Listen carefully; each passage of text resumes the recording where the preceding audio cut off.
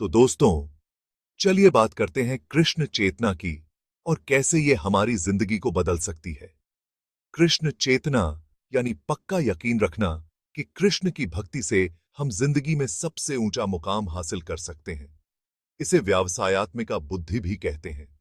यकीन यानी भरोसा, किसी दिव्य शक्ति पर पूरा भरोसा रखना। जब हम कृष्ण चेतना में अपने फर्ज निभाते हैं, तो हमें सांसारिक बंधनों से जुड़े कर्तव्य निभाने की जरूरत नहीं।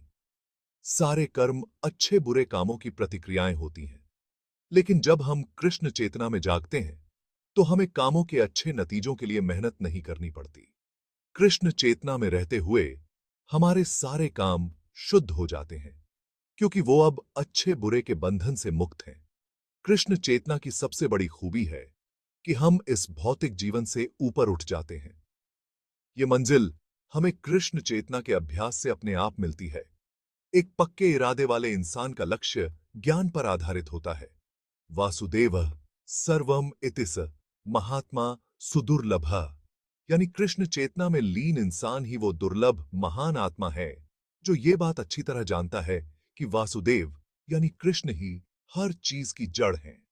जैसे पेड़ की जड़ को पानी देने से पूरा पेड़ सींचा जाता है, वैसे ही कृष्ण चेतना में काम करने से हम सबसे बड़ी सेवा कर सकते हैं।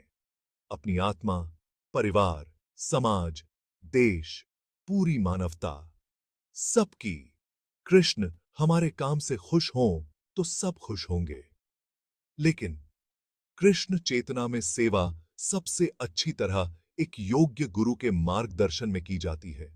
गुरु जो कृष्ण के सच्चे दूत होते हैं, जो अपने शिष्य की प्रकृति समझते हैं और उन्हें कृष्ण चेतना की राह पर ले जा सकते हैं।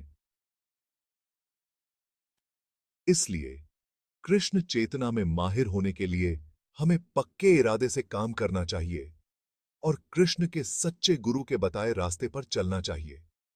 गुरु की खुशी से ही भगवान खुश होते हैं और गुरु को खुश किए बिना कृष्ण चेतना तक पहुंचने का कोई रास्ता नहीं। इसलिए मैं दिन में 3 बार ध्यान और प्रार्थना करके उनकी कृपा चाहता हूं और अपने गुरु को आदर पूर्वक प्रणाम करता हूं। ये पूरी प्रक्रिया आत्मा को पूरी तरह जानने पर टिकी है, सिर्फ किताबों से नहीं, बल्कि असल जिंदगी में। जब इंद्रियों को खुश करने के मौके नहीं रहते, जो कर्म फल में दिखते हैं, जो इंसान मजबूत इरादों वाला नहीं है, वो अलग अलग तरह के कर्म फल से भटक जाता है।